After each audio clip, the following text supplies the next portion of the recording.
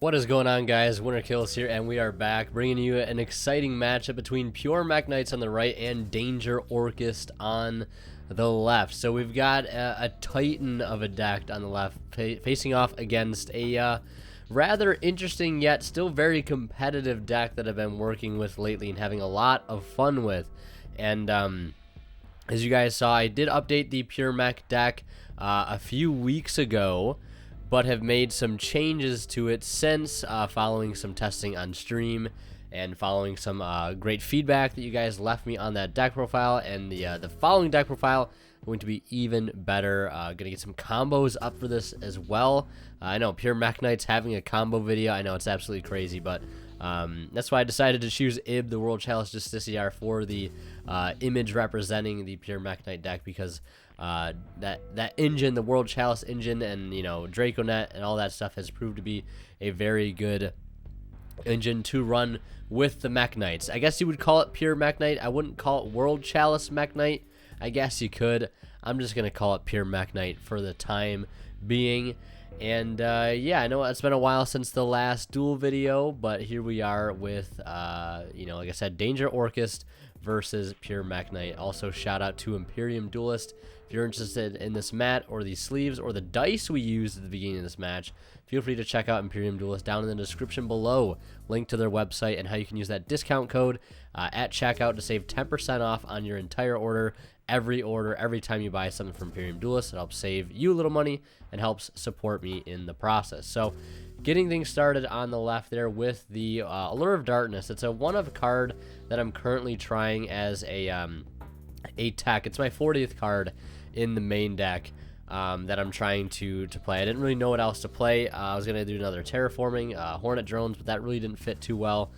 So I figured, why not just go with an Allure of Darkness for added consistency, just since I really didn't have anything else to add in its place at the moment. So he summons Corobane and then normal summons Aqua Dolphin, discarding that Symbol Skeleton that he opened.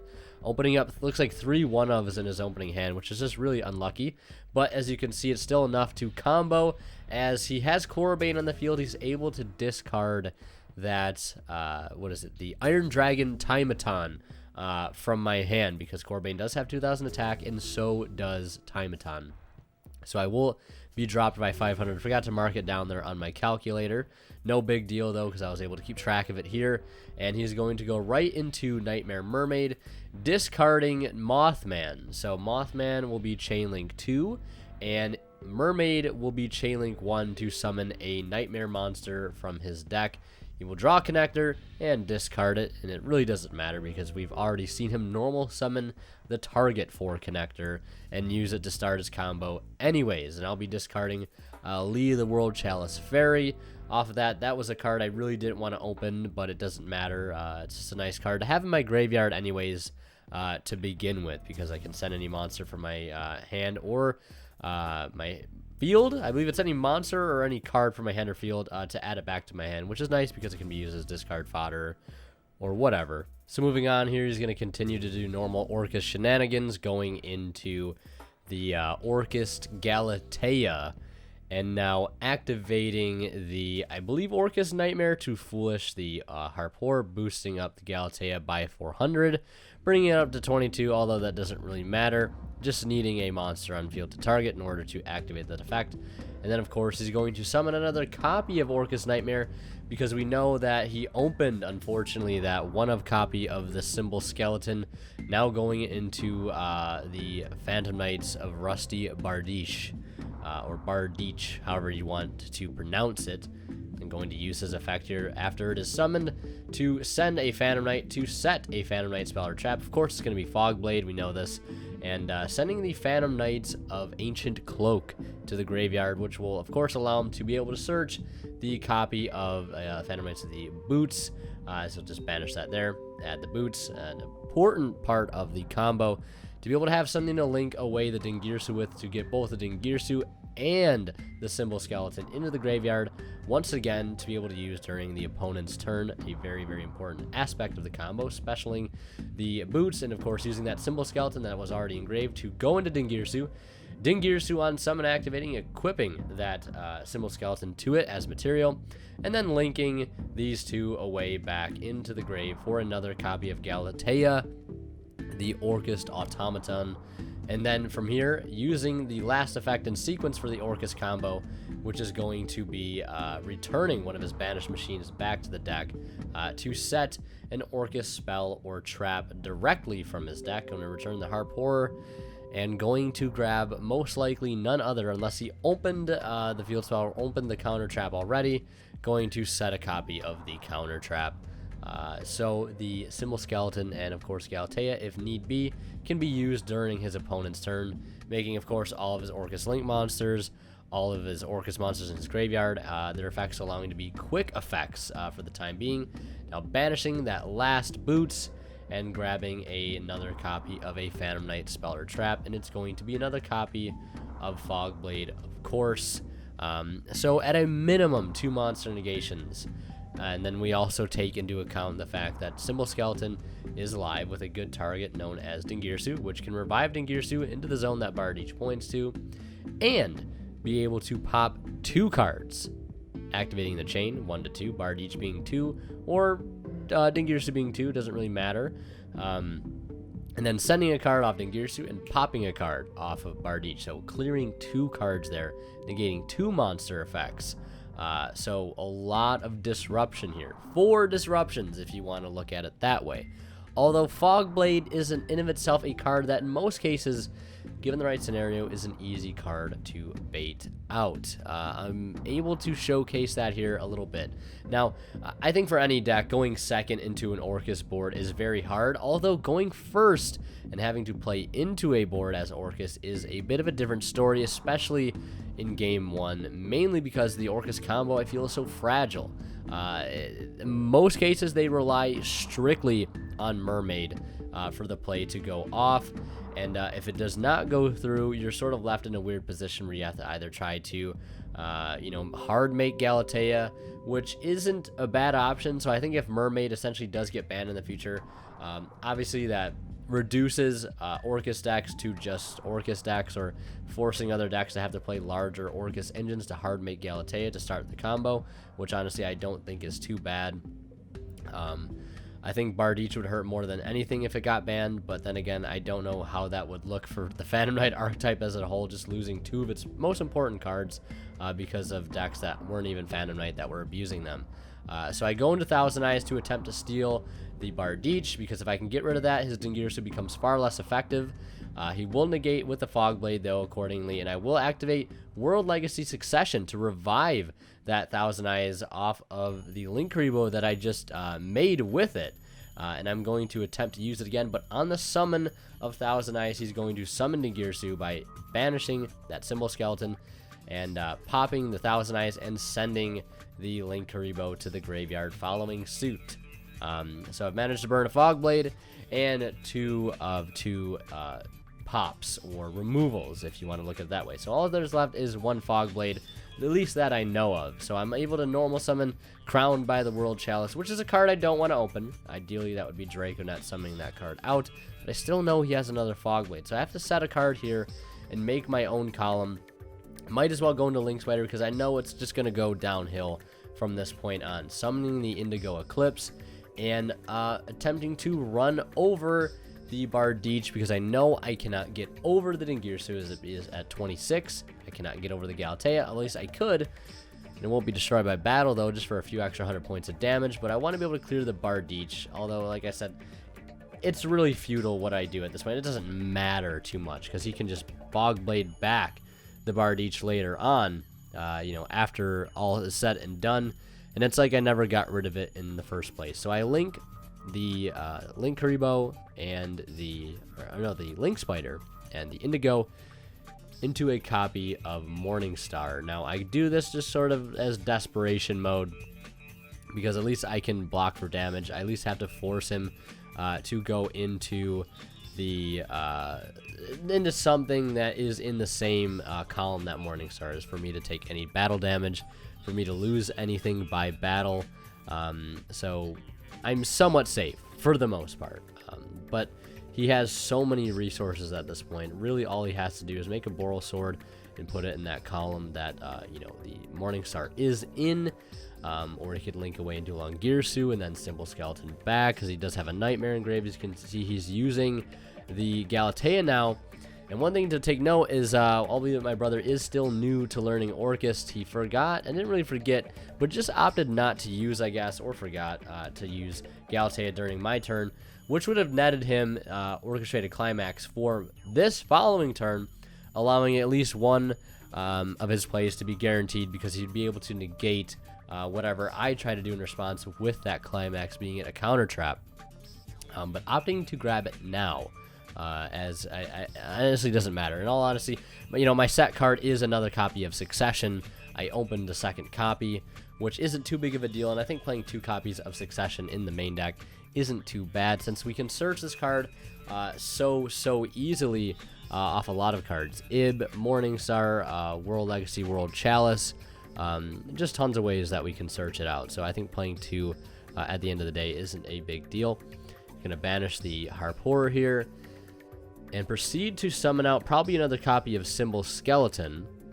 And I believe at this point the best option is probably to make Boral Sword and then revive the Symbol Skeleton over near that where that Bardiche is, and potentially clear whatever back row there is, and hopefully swing for a game, because right now he's unsure of what that back row might be. It could be an Impermanence, it could be a Called by the Grave, so just trying to play carefully around it whatever way he can. Symbol Skeleton going off here and reviving the Dingirsu, and then it's going to be Bardiche 1, I believe, in Dingirsu 2 or some way, shape, or form.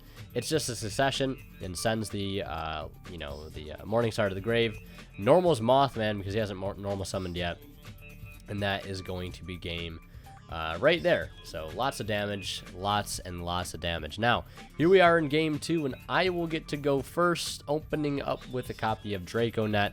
And I know for a fact that Danger Orcust really doesn't play any hand traps, just because of the nature of the Danger engine not really allowing for that to happen, which is really nice, because it'll at least allow some of my plays to go through and have him to play through them, however difficult that may be. So synchroing into Ib the World Chalice Justiciar.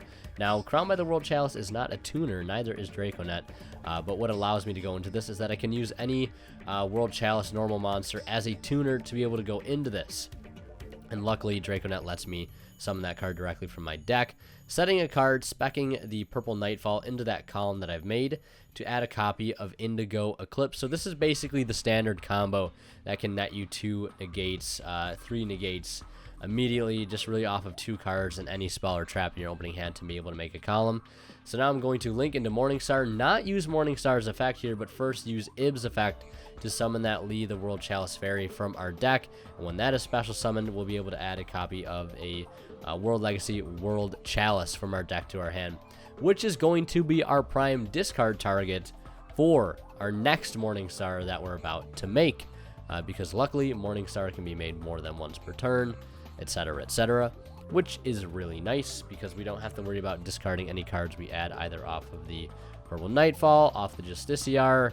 We can instead just give ourselves a guaranteed discard target. And another thing is that World Chalice, Legacy World Chalice, we can banish from our graveyard to add any World Legacy card, except the turn that it was sent. So next turn, that will just give us a free search, whether it be Succession, key to add it right back for another discard target and negate traps.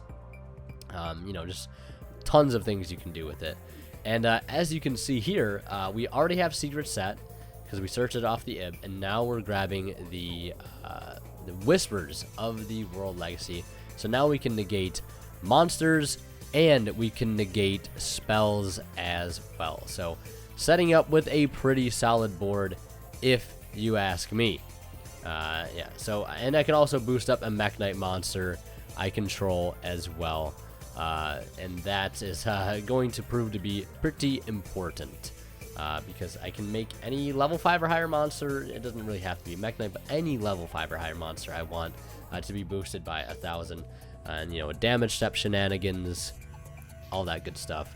But yeah, it's like a super effective going first combo for Mekk-Knights that like allows them to play really, really well going first, and like to play going second just works just as well too, because I believe at this point you would just be able to follow up with more Mekk-Knight plays and, you know, summon a blue sky, go for more damage. But it does work really well as a going first combo. I was maining evenly in mind control and past builds, but I've decided to cut them and trim it down to a 40 card deck from 44. But I think Mekk-Knights, I think this version of Mekk-Knights can be a diehard going first build, because, you know, being able to end with, you know, 2 to 3 negations, whether they be 2 spells and a monster or 2 monsters and a spell, is really, really powerful. He does open up the Korobane and is able to special summon that while he controls no monsters. So right now he could, as it stands, crash into the Morningstar, which wouldn't make too big of a difference because I can still, you know, summon out the Indigo in my grave. So long as he doesn't have Called by the Grave, we're okay, essentially, because Called by the Grave is the one card that can put a chink into the chain, if you wanted to look at it that way. Just because that's your, obviously, your main special summon target, and if that gets stopped, you know, you're not going to be negating too many things. Normal summons Neo Space Connector. I do not want that card to go through at all, because if he does, it's just going to be more and more advantage for him. So I summon out the Indigo off of the secrets, thus negating the Neo Space Connector, because it is trying to activate in the same column that a Mekk-Knight is. So yeah, no effect activating there. Now, the only other thing you can imagine that he can do at this point is try to perhaps make a Nightmare monster to begin doing said Nightmare, or not Nightmare, but Orcust combo. So I'm going to link Korobane and Connector into a copy of Nightmare Phoenix, because why not at least try to clear back row while going into your Orcust combo. So going into Nightmare Phoenix, discarding Harp Horror for cost, targeting my secrets, and I'm just going to go ahead and chain Indigo to slide him over to negate the Phoenix. Now, what is important here is that my Indigo is in that same column that the extra monster zone is for him. Now, there's another cool thing you can do with Iron Dragon, Timeaton, and Ibli, because we do play Ibli in this build because it is a very good card for going first, allowing us to make columns and making Blue Sky live turn 1. You can give your opponent Ibli and then Timeaton, the extra monster zone, making it unusable. So they can only special summon Link monsters, but they can't use the extra monster zone unless they clear the Timeaton, of course. It is a pretty decent combo, but does fall short to some things, just like a simple removal card will do. It's something to get over that 2000 attack. And they could crash, obviously, but then they take a lot of damage, and they still have to worry about clearing the Timeaton to be able to gain access to the extra monster zone in the first place. So now he summons the Nightmare off of the Harp Horror. So locked into Dark Monsters now for the rest of the turn. Cannot go into Mermaid if he wanted to. Couldn't go into Cerberus now if he wanted to. Even if he did try to go into Cerberus, it's going to be negated. So he goes into Dingirsu and banishing Nightmare now to send a copy of any Orcust monster from his deck, or I believe any Dark Machine from his deck to his grave. So he could send a copy of, what is it, the World Wand, which would boost it up by 8. Now this would only bring it up to 33.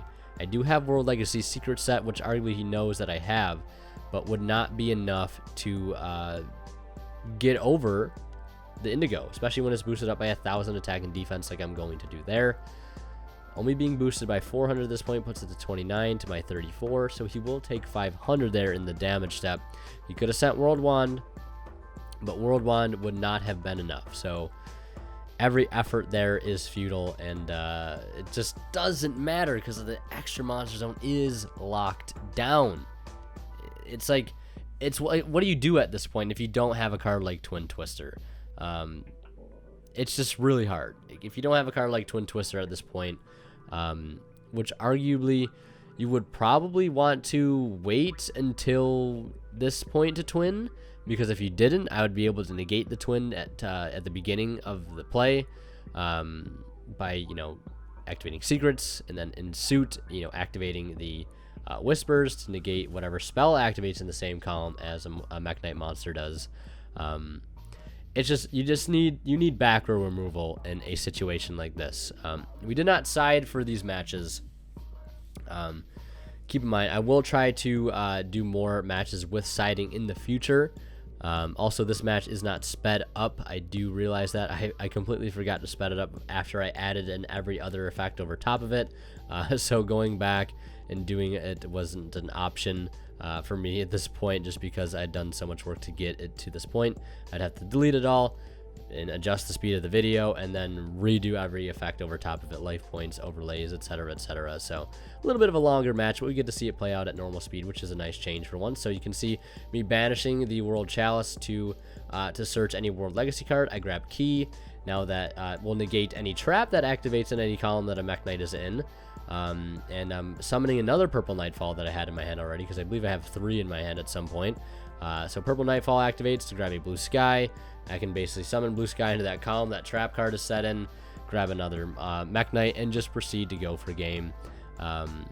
Really solid field at this point. You can't use his Long Gear Suit because it would be negated. So now we're going to go to game 3, and he opens up Reinforcement of the Army, which is really unfortunate because we know what that means. Neospace Connector is on its way, and there it is. So Neospace Connector being summoned, activating the effect. I have to chain Infinite Impermanence, because if I don't, I'm going to lose the very important card in my hand known as Draconet. Now, arguably, I could have waited for him to summon Aqua Dolphin, lose the Draconet, and save the Impermanence for the Mermaid, which I like. Hindsight is 20/20, and it's always so weird to be able to watch over a match after you've just played into it, because you rarely get the luxury to do so.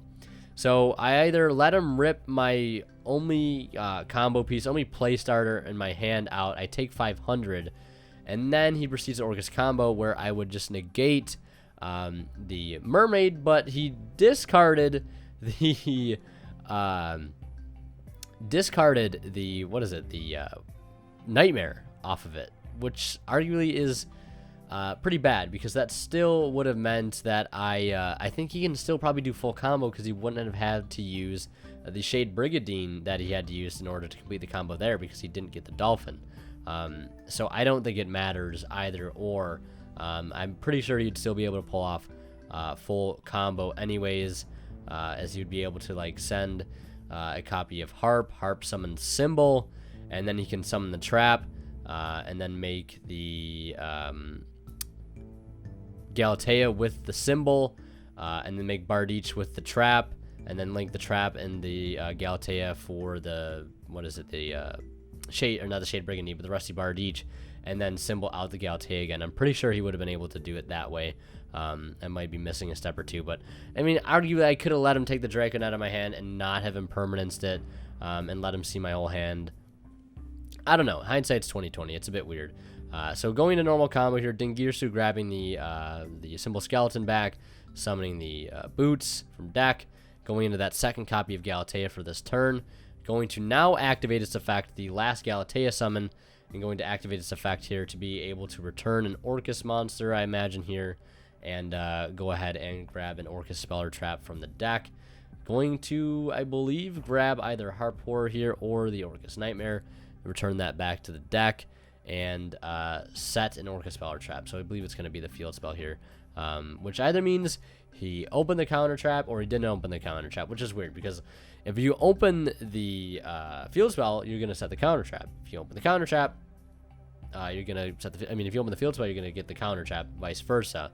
But it's hard to tell if you just get the field spell, because they either could or couldn't have the counter trap already. Counter trap, very vital piece to this whole combo. That's why you want to protect it at all cost. Twin Twister, an evenly matched, very, very good card against the Orcust deck. I think it's one of the most fragile decks out of the a lot of the top tier decks right now, as opposed to Salmon Great, Sky Striker, and Thunder Dragon, just because of its reliance on cards like the field spell, and the graveyard reliance. The reliance of Mermaid, period, just trying to go off to be able to get the combo to go through.